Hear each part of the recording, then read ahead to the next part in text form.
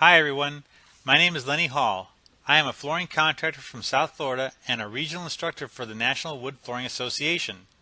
This video shows a method I use for creating a curved base by laminating fillets cut from a job's regular straight base order, keeping its profile intact.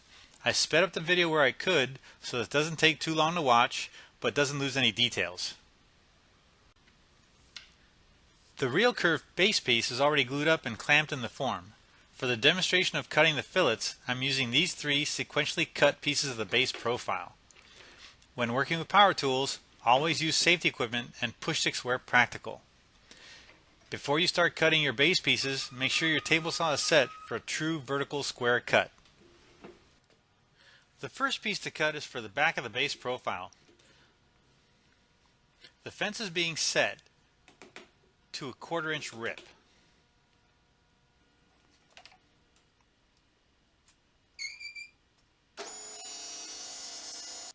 You definitely need to use push sticks for these procedures.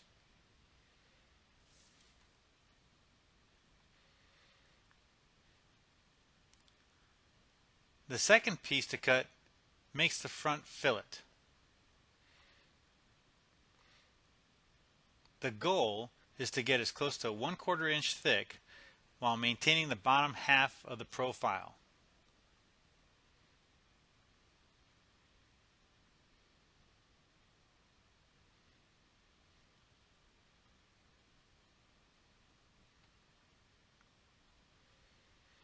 Take great caution while cutting such thin strips.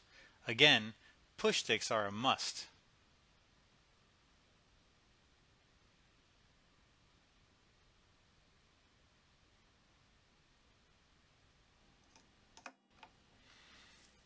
With the front and back pieces, I measure their combined thickness with calipers to determine how thick the center fillet needs to be, so I end up with a 3/4 inch base. The center piece can be cut into the appropriate thickness now.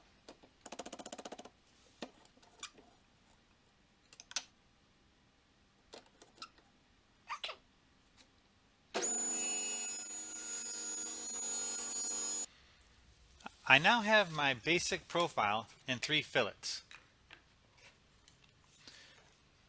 I press these using heavy-duty clamps in the stacked plywood form that's been lined with 1/4 inch cork and covered with blue tape.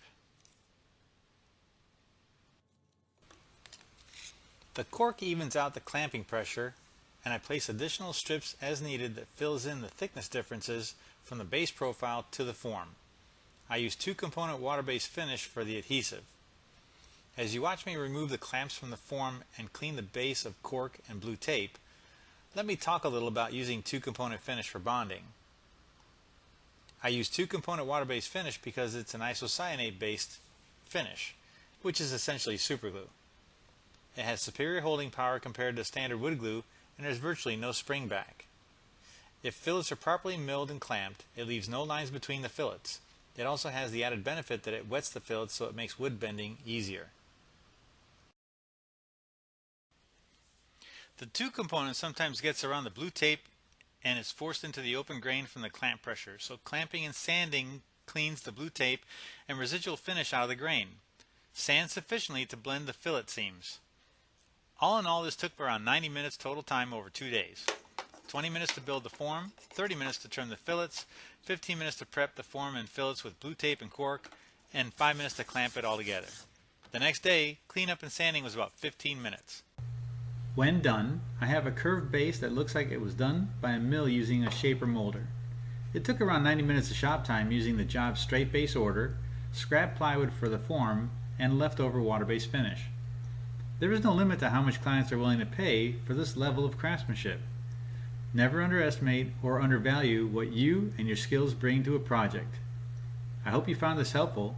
See you next time.